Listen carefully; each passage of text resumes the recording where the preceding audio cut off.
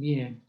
Bueno, Gerardo, qué gusto tenerte aquí con nosotros, qué gusto, bueno, tener la oportunidad de escucharte y voy a hacer una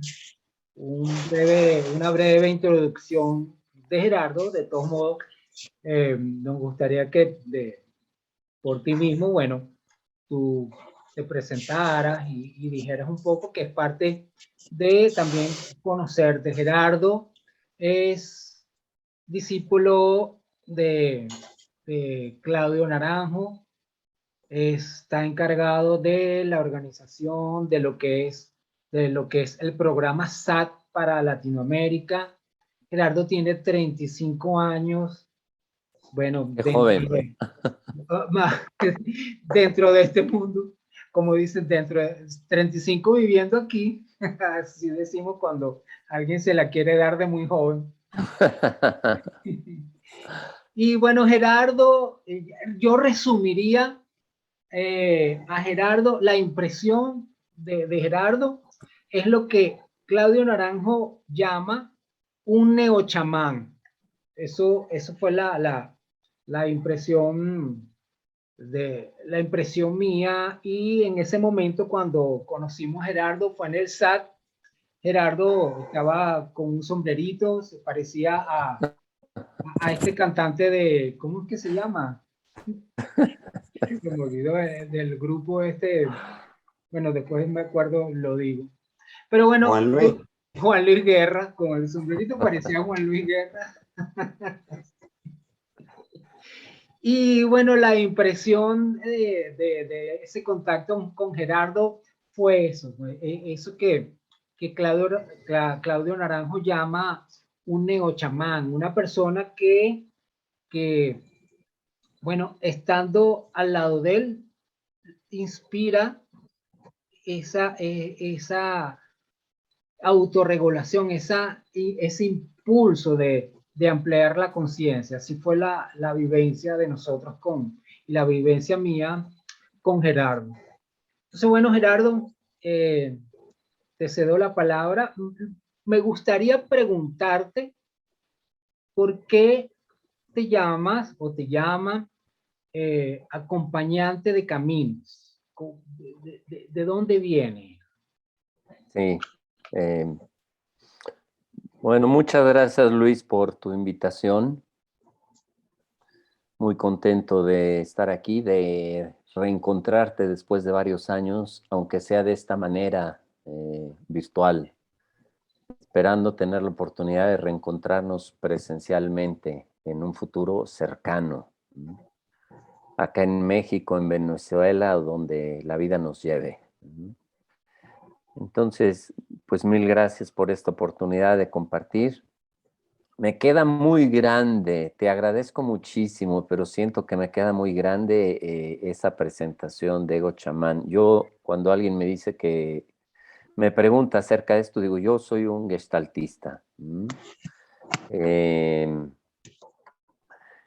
y ser un gestaltista implica vivir conforme a lo que va apareciendo, e ir respondiendo a la vida en base al momento presente, a lo que emerge en cada momento. Y te agradezco la pregunta porque me ayuda a aclarar el que sí es cierto que yo me pongo en mis perfiles de las redes sociales acompañante de caminos, y no es un sobrenombre con el que yo me bauticé, ¿no? Yo vivo en el sur de México, en San Cristóbal de las Casas, en el estado de Chiapas, y hace 30 y tantos años, al llegar aquí, en un primer año, pues no puedo decir que trabajaba, más bien acompañaba, ¿sí? A conocer distintas comunidades indígenas, ¿no? Comunidades que en ese entonces estaban insertadas en medio de la selva y que para llegar ahí había que tomar un una camioneta e ir por un camino de terracería, sinuoso, sinuoso, hasta donde terminaba el camino y luego había que a pie ir caminando, ¿no? 5 horas, 8 horas para llegar a una comunidad, subiendo y bajando montañas, cruzando ríos, en lugares bellísimos. Y a veces, dependiendo de a dónde íbamos, de la comunidad, enviaban, ellos llamaban una comisión de bienvenida. En una ocasión, si no mal recuerdo, se llamaba José, pero le decían Chepe, un hombre mayor, llegó a donde la camioneta nos dejaba para acompañarnos, porque era la primera vez que íbamos a esa comunidad y que supiéramos cuál era la vereda. Entonces él me preguntó, ¿y a qué se dedica usted? Entonces, pues yo traté de explicarle qué es lo que hacía un psicólogo, ¿no? Dije, bueno, pues escucho a distintas personas sobre los problemas que tienen en su vida y vamos haciendo distintos encuentros para que ellos vayan poco a poco buscando cómo vivir mejor. Entonces dice, usted es como yo, un acompañante de caminos, porque eso es lo que yo hago. Y dice, yo los acompaño a ustedes, ¿sí?, en el camino hasta la comunidad. Y me gustó mucho la metáfora. Además, un hombre que concibió con mi explicación esta tarea como un acompañar a distintas personas en su camino.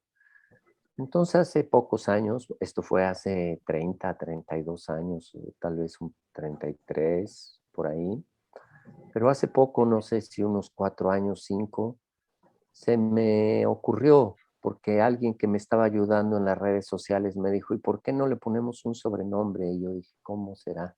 Dije, ya sé, vamos a ponerle acompañante de caminos, ¿no? Y de alguna manera fue honrando también la memoria de Chepe, este hombre mayor, ¿no?, y que me llamó así. Entonces de ahí viene, no es un capricho mío, un autobautizarme, em, porque se me ocurrió a mí. Así fue, Luis. Ok, bien. Y Gerardo, ¿cómo te hiciste gestaltista? Es decir, tú eres psicólogo y luego fuiste gestaltista. ¿Cómo fue ese proceso, esa dinámica? ¿Qué te enamoró Sí. de la gestal? Bueno, tuve la oportunidad al final de mi carrera como psicólogo, prácticamente en el cierre ya de la carrera, a punto de salir, unas semanas antes de salir, eh, participar de una manera un tanto azarosa, participar en un grupo de terapia Gestalt. Yo no conocía ni la palabra siquiera, ¿no? Aunque existe la psicología Gestalt, la psicología de la forma, no conocía la palabra y me encontré en medio de un grupo de terapia, una experiencia grupal de terapia Gestalt y me fascinó descubrir que había una manera mucho más humana que el conductismo que yo había estudiado, una manera mucho más humana de aproximarse a la gente.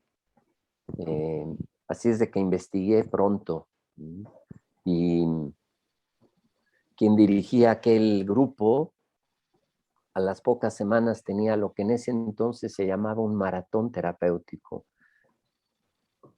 que era el encierro de varias personas en algún lugar durante varios días y prácticamente la columna vertebral del día era estar haciendo trabajo terapéutico, grupal o individual, pero en un contexto de grupo. Y así pasamos 10 días en Rinconada, se llamaba aquel rancho, entre dos ciudades norteñas de México, Saltillo y Monterrey. Y ahí nos encerramos una docena de personas, donde 2 eran terapeutas, y fue estar toda la semana haciendo trabajo terapéutico, a veces hasta altas horas de la madrugada. digamos que el grupo iba autorregulando lo que quería. Y para mí eso fue fascinante, fue un antes y un después en mi aprendizaje como psicólogo, y entonces ya me decidí a prepararme como psicoterapeuta Gestalt. Ok. ¿Y cómo llegas a la Gestal Viva? ¿Cómo llegas a Claudio Naranjo? Bien, yo conocía de Claudio Naranjo algún libro de Gestalt, ¿sí? Solamente de terapia Gestalt. No conocía toda la dimensión filosófica de Claudio, todo su pensamiento, toda su propuesta integrativa, donde incluye la música, donde incluye el trabajo con la familia interior, donde incluye la psicología de los eneatipos, la meditación budista, el teatro terapéutico. No conocía nada de esto, ¿no? Conocía un libro de Gestalt, ¿no? Y supe en el 2001 que Claudio Naranjo vendría a México, no por primera vez, pero por primera vez ofrecer su programa que se conoce como el programa SAT, un programa de autoconocimiento y transformación. Y cuando supe que vendría, hice todo lo posible y lo imposible para poder asistir. Sentí que no podía perderme esa oportunidad, ¿no? Y no fue fácil asistir porque es un curso que quedaba muy lejos de donde yo vivo, un curso de 10 días que económicamente tenía un costo muy significativo y que no me era fácil pagarlo en ese momento, ¿no? También porque implica el programa un retirarse y estar ahí, entonces incluye también pues un pago de hospedaje y de alimentación. En fin, eh, eran más las condiciones adversas que favorables. Sin embargo, sentí que era como una obligación interior de que no podía perderme esa oportunidad de conocer a quien yo admiraba como gestaltista y que sabía que había sido discípulo de Fritz Perls, el descubridor de la Gestalt. Y así llegué en el 2001 al primer módulo del SAT. Éramos 100 participantes, marzo, abril del 2001. Y bueno, de esta manera me fui acercando a la propuesta de Claudio, eh, sobre una Gestalt. Para cuando yo llegué con Claudio, yo ya había hecho, sí, perdona, yo ya había hecho 2 formaciones en Gestalt. Lo que no conocía era nada del programa SAT, de las actividades que les decía, de la familia interior, del trabajo con la música, el trabajo con la psicología de los geniatipos. De eso no conocía nada. Ya había hecho 2 formaciones en Gestalt porque me apasionaba. Pero acercarme a la Gestalt de Claudio fue descubrir una beta muy fina de un mineral valiosísimo dentro de la propuesta, que es la dimensión amorosa. Y entonces me sentí muy atraído por esta propuesta y estuve muy cerca de las propuestas que él iba favoreciendo, ¿sí? Así hasta que en el 2008 él me hizo una primera propuesta de una colaboración y eso me hizo estar más cerca de él en algunos años, aprendiendo más, colaborando más, formando parte ya de su equipo de colaboradores, ¿sí? Y descubriendo, sí, una propuesta diferente en el quehacer gestáltico. Ok. Sí, interesante, fíjate. Comparto contigo mi vivencia hace, hace muchísimo tiempo. Yo tenía a mis 28 años, nos fuimos a un campamento en la Gran Sabana. La Gran Sabana es bueno, un lugar que está catalogado como de los más antiguos de la Tierra. Mm, Y allí había un campamento y en el piso estaba el eneagrama, el símbolo. Y yo recuerdo que allí en ese momento la persona en ese campamento hicimos unas danzas y de acuerdo a las danzas quedamos en ciertos puntos y él nos dijo la personalidad y yo en ese momento yo decía, pero ¿qué es esto? Este tipo está loco. ¿Cómo es que es eso? O sea, que como unas danzas y va a decirme cómo soy. Bueno, eso quedó allí. Nosotros, yo estaba en un grupo donde leíamos a Gurdjieff, todo esto. Claudio Naranjo viene a Venezuela y da dos charlas, y yo ahí es donde me entero, bueno, del trabajo que hace Claudio Naranjo. Y mi ujú, intención era, por supuesto, traerlo y que hiciera el SAT aquí. Él tenía dos colaboradoras que eran las que coordinaban. Y la respuesta de Claudio fue, ya he intentado varias veces abrir el SAT en Venezuela y en vista que no he tenido la receptividad, ya no voy a seguir insistiendo. Por supuesto, eso fue un baño de agua fría para mí. Yo dije, bueno, si Mahoma, si la montaña no va a Mahoma, entonces Mahoma va a la montaña. Y así fue tal como tú cuentas, bueno, fue organizarme porque no era económico ir a Chile y hacer el programa. claro. Nos organizamos y bueno, fue cuando hacemos el viaje, hago el viaje a Chile y de allí comienza el contacto, aunque previamente ya yo había estado en una charla con Claudio Naranjo y allí yo le pedí que hiciéramos el enneagrama aquí y es cuando me ponen en contacto con un colaborador de él, con Luis Yacachuri.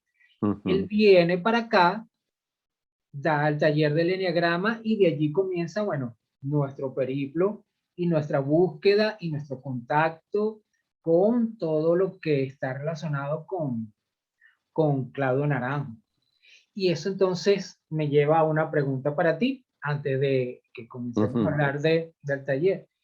¿Qué es la gestal viva? ¿Por qué? ¿Qué quiere? ¿Qué es eso de la gestal viva de Claudio Naranjo?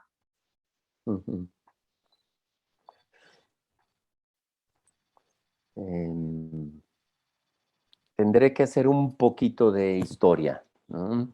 Pero trataré de ser lo más breve que pueda, pero sí necesito ubicar esto. Cuando Fritz Perls, el creador de la Gestalt, ¿no?, llegó de Sudáfrica, donde se dedicaba más como psicoanalista a formar futuros psicoanalistas, llegó a Estados Unidos ya con su propuesta en pañales a la que llamó terapia Gestalt. Necesitaba el acuerpamiento de la intelectualidad y el acuerpamiento de la Asociación Americana de Psicología, que su bebé recién nacido, o su bebita, si es la Gestalt, tuviera un reconocimiento oficial de esta magnitud académica. Y entonces Fritz en un primer momento se rodeó de personas que le podían dar este acuerpamiento, que le podían dar este sostenimiento académico.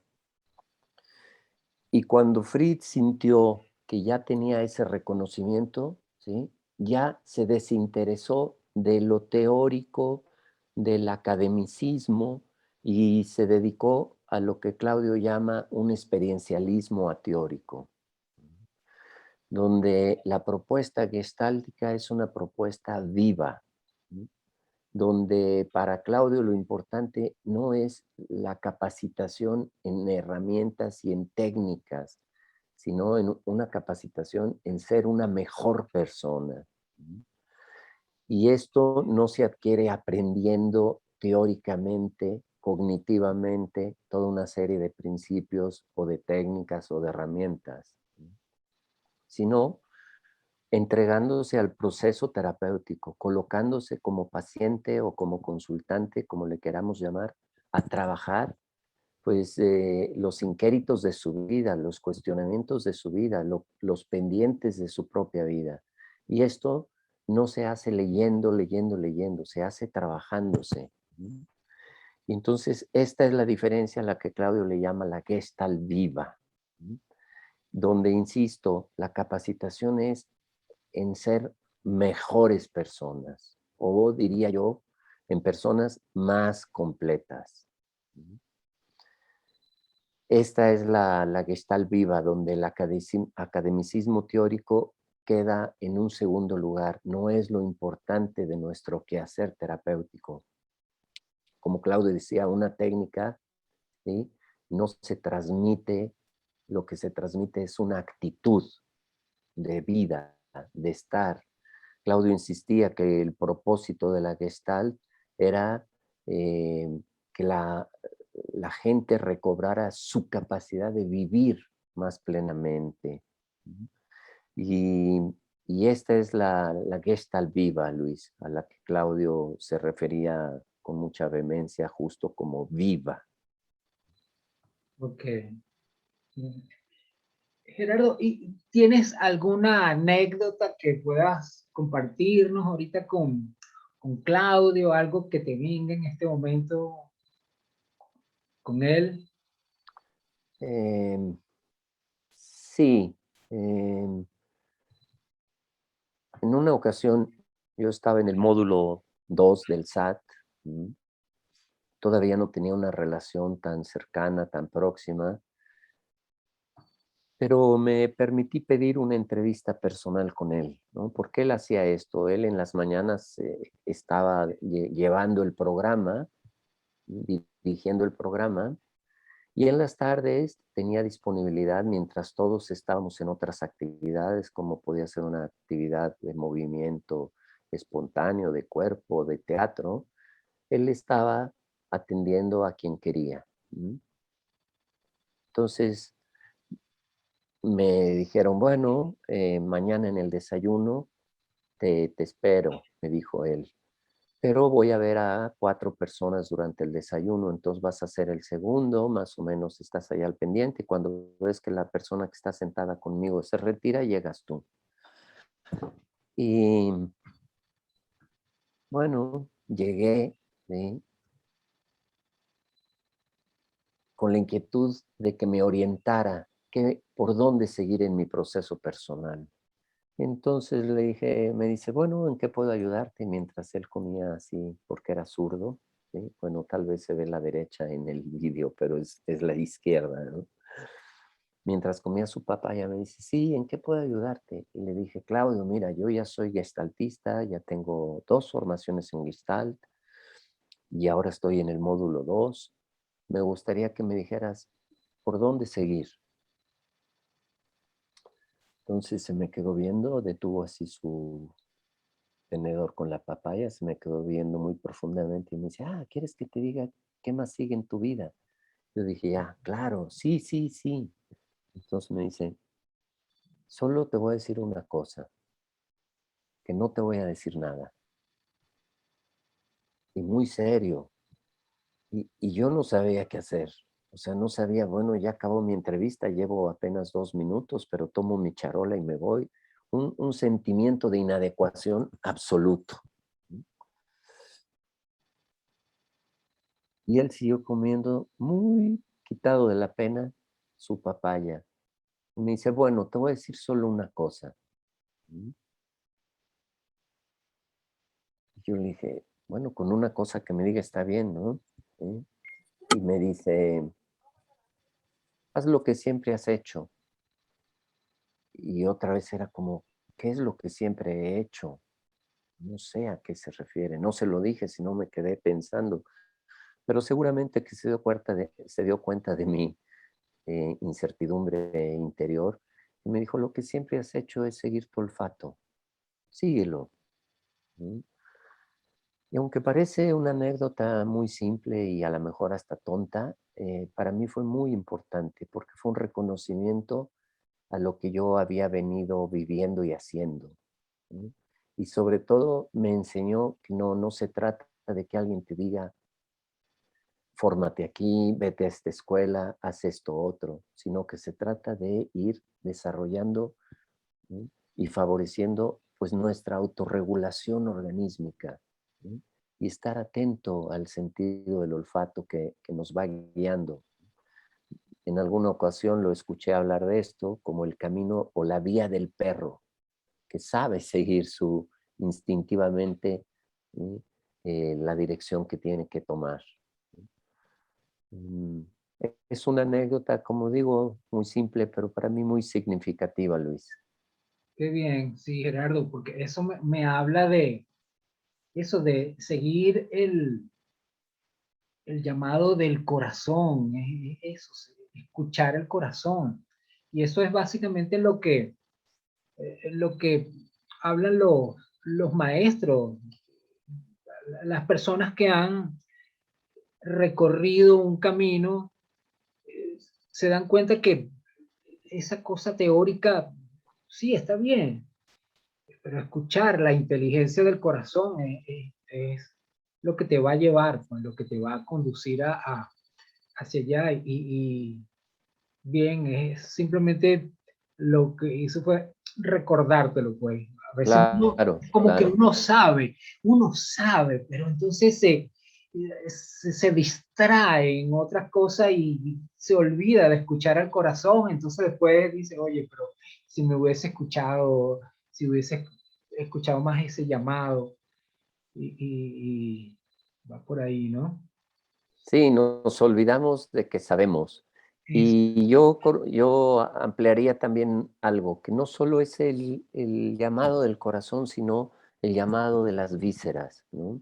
mm, Porque esto es algo que destaca mucho en su proceso, Claudio, en su propuesta, no en su proceso, en su propuesta, la incorporación de nuestros tres centros, el es, pensar, el sentir y el accionar, el cuerpo, el corazón y la mente, ¿no? Em, Muchas veces nos dejamos guiar solo por el academicismo teórico, solo por la razón, y dejamos el baluarte del corazón y de la visceralidad a un lado. ¿No? Cuando somos seres completos con estos tres centros, y es importantísimo considerarlos a los tres en nuestro proceso de vida. sí, me recuerdo una anécdota de un discípulo que llega donde su maestro, todo emocionado, y le dice, maestro, soy doctor en teología. Ajá, oye, sí, maestro, soy doctor en teología. Y el maestro lo ve fijamente y le dice, ajá, ¿qué enfermedad es esa? Bueno, Gerardo, bueno, y esto me da el preámbulo para entonces, para que nos hables de qué se trata el taller. ¿Qué es eso del oráculo oculto de mi ser? Cuenta. Gracias, Luis. Em,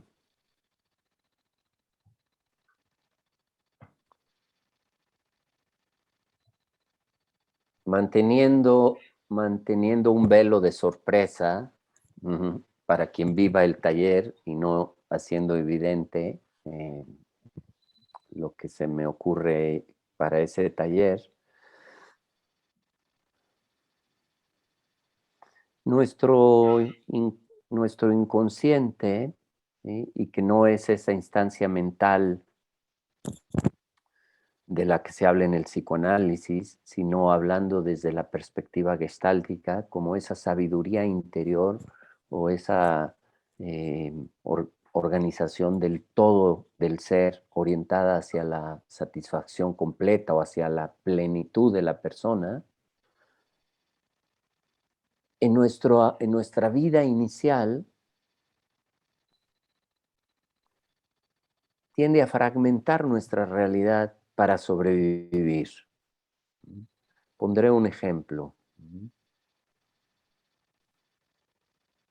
Yo en casa escuchaba mucho, no es un ejemplo mío, es un ejemplo sí, muy común.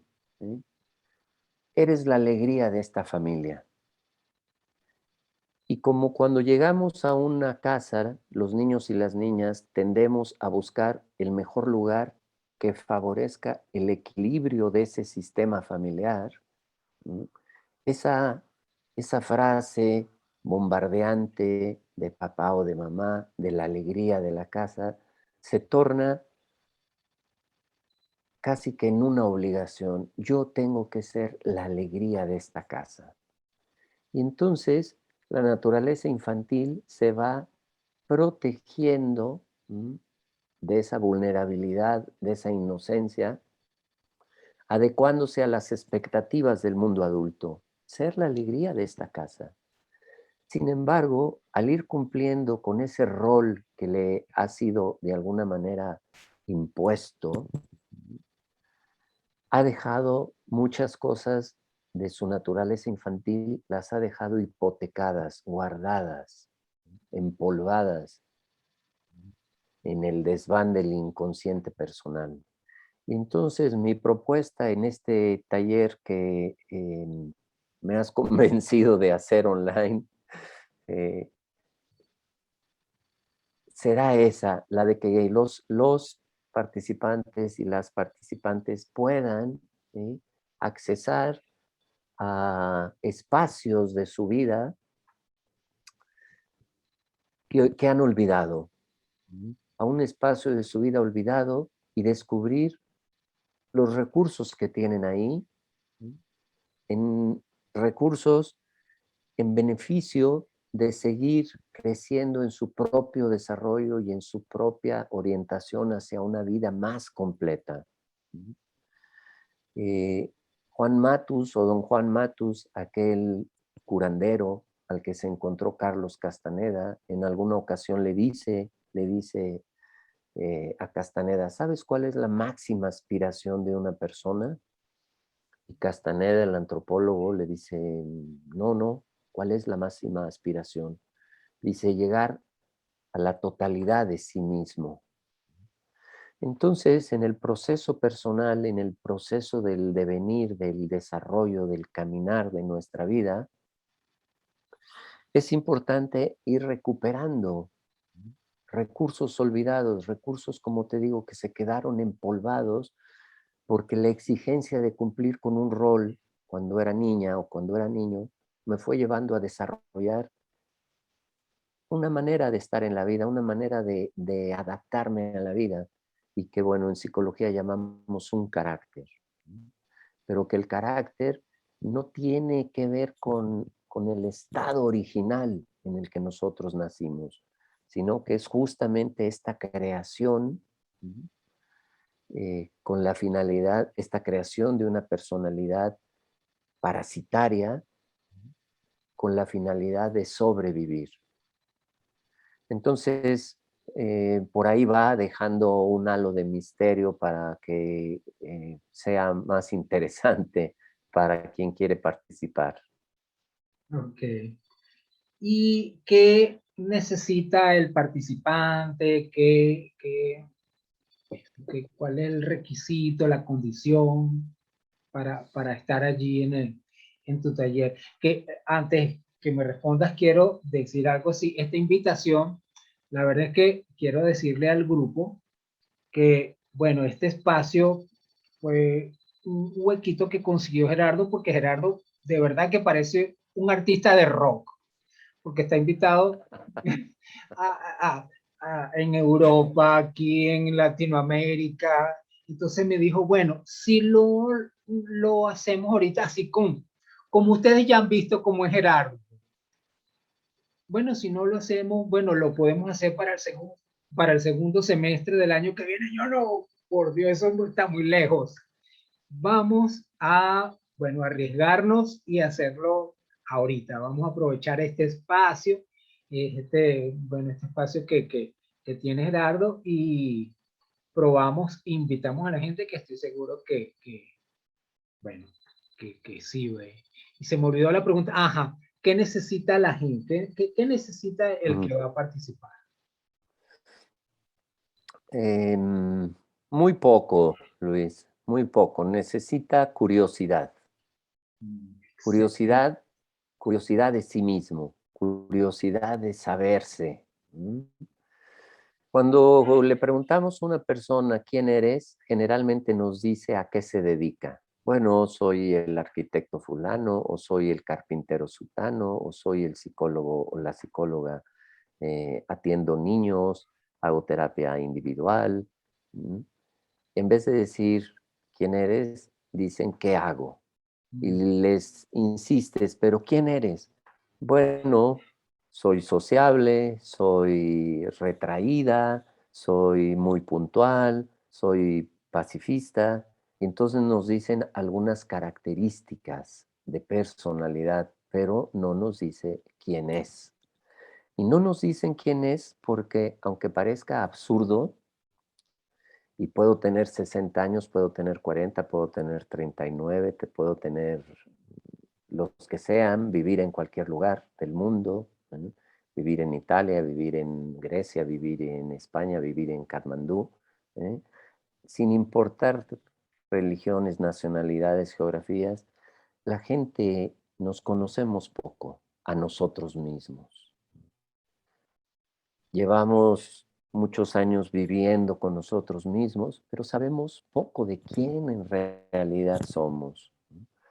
El proceso gestáltico, y no solo el proceso gestáltico, hay muchos caminos, pero el proceso gestáltico es un camino, y esta era la propuesta naranjiana, un camino de regreso al corazón humano, a dimensionar quién verdaderamente soy yo.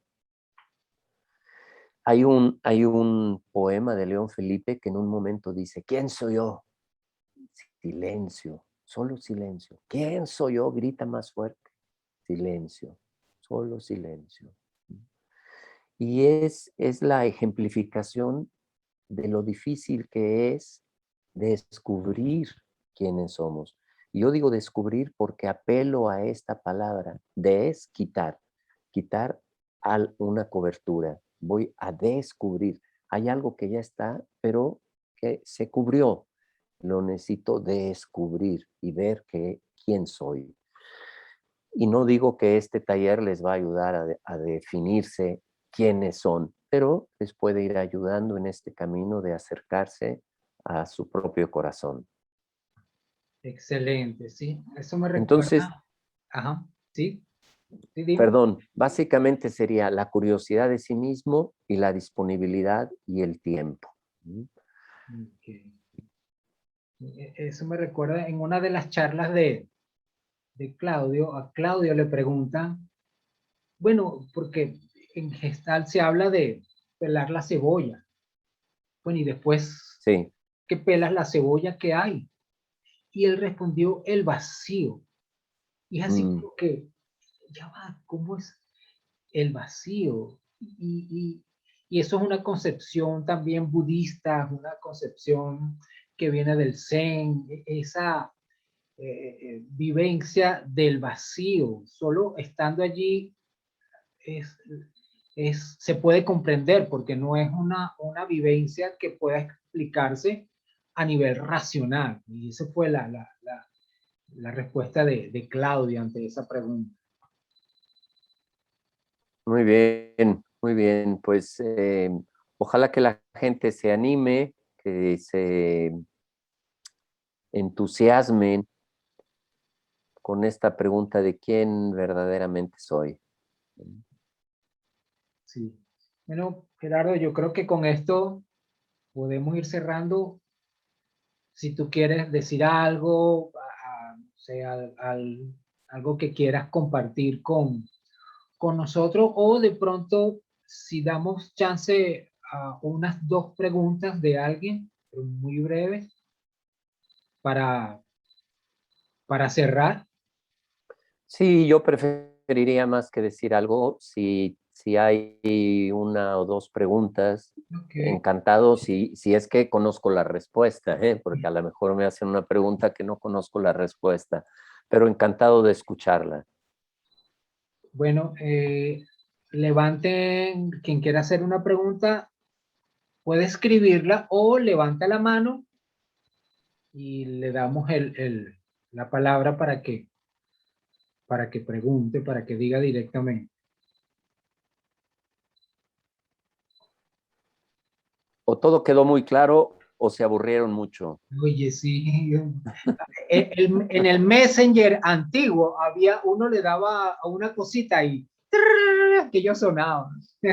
Aquí no hay eso para si están dormidos, despertar a la Sí. gente. A ver. Ajá. Leslie está levantando la mano. Muy bien. Leslie. Del título de esta invitación que me llama la atención y que me encantaría que lo que pudieras compartir con nosotros, ¿no? Y es, ¿por qué el oráculo oculto? ¿Qué cosa? A mí lo que me inspira es un poco de algo como su nombre lo dice, como una deidad, como algo donde yo voy a buscar, pero que está dentro de mí, un poco de las respuestas que están allí, ¿no? Quizá hablaste un poco de esto de descubrir, y quizá vaya por ahí, pero ¿por qué el oráculo oculto? Ya.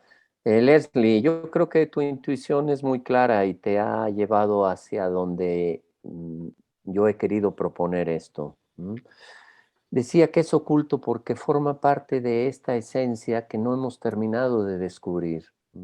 La personalidad es el personaje que aprendimos siendo niños y que lo vamos actuando, y no solo lo vamos actuando, a veces lo vamos perfeccionando, pero es un personaje y el verdadero ser está esperando a ver cuándo nos deshacemos del personaje y regresamos. Y cuando hablo de oráculo es como esa manifestación de la sabiduría y de la verdad, ¿eh? Y está oculto porque así se quedó hacia los 6, 7 años en que nos investimos de esta estructura caracterológica. Y la idea es empezar a regresar, a intuir, a olfatear, a percibir lo que está ahí adentro. Gracias, Leslie. Gracias a ti. Nos vemos ese día. Ok, gracias. Ok. Veamos, bueno, por ahorita no surge. Ajá. Brenda. Ok. Activa. Brenda, puedes activar tu. Ok. Listo. Listo, Brenda. Hola. Hola, déjame te ubico, Brenda. Me ¿Sí? acabo de ir al taller del Enneagrama en Sí. Tijuana. Ujú. Ah, ya te vi. Sí. Ya te ubico. Ok, mi pregunta es precisamente si esto del oráculo oculto tiene algo que ver con lo del Enneagrama. Eh, Muy interesante tu pregunta, Brenda. A ver, mira, el oráculo oculto yo te diría que es accesar a tu núcleo más prístino, más verdadero, cuando has podido trabajar y de alguna manera empezar a desmantelar el eneatipo que desarrollaste siendo chiquita. Ok. ¿Mm? Entonces, hay una relación, aunque no voy a hablar de los eneatipos, no es exactamente esa la motivación, Ujú. pero sí, Creo que se sí hay una acomodaría relación. bastante bien. ¿Eh? Digo que creo que se acomodaría bastante bien, digo. Ya, muy bien. Sí. Gracias, Brenda, gusto en Gracias, verte. igualmente. Bien.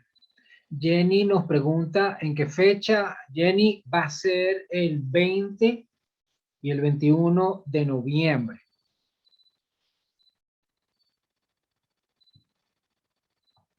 Okay, ¿alguien más?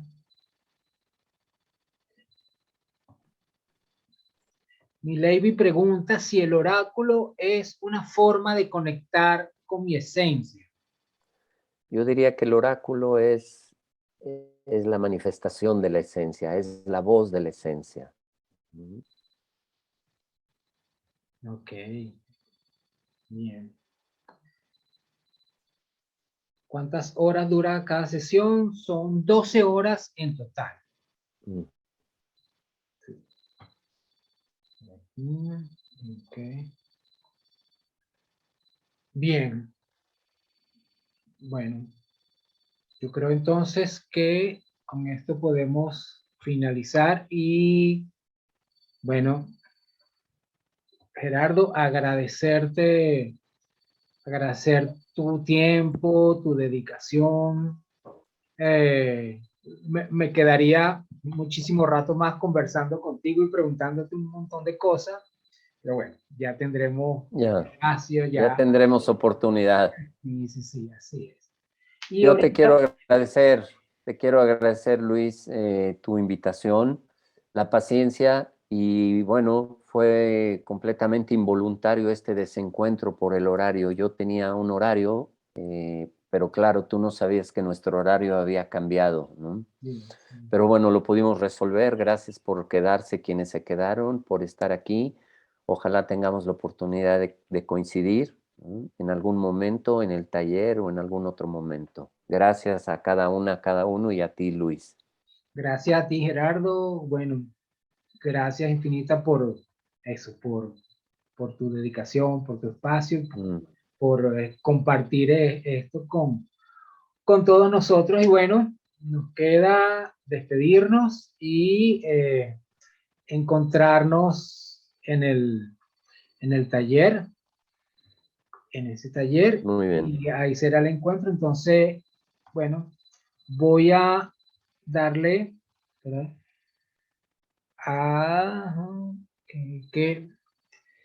Bueno, gracias y que cada quien se despida como quiera. Pueden encender los micrófonos y armar un alboroto. Armamos alboroto, yo no sé cómo se dice en México, Sí, pero sí. alboroto es lo que va a ocurrir ahorita, todo el mundo despidiéndose y todo el mundo diciendo chao. Bueno, buenas noches. Buenas noches. Gracias por el espacio. Gracias. Buenas noches. Gracias a cada una, cada uno. Muchas gracias. Gracias, Luis. Gracias. Gracias a todos. Gracias, chao, Gerardo. Chao, chao. Chao. Hasta prontito.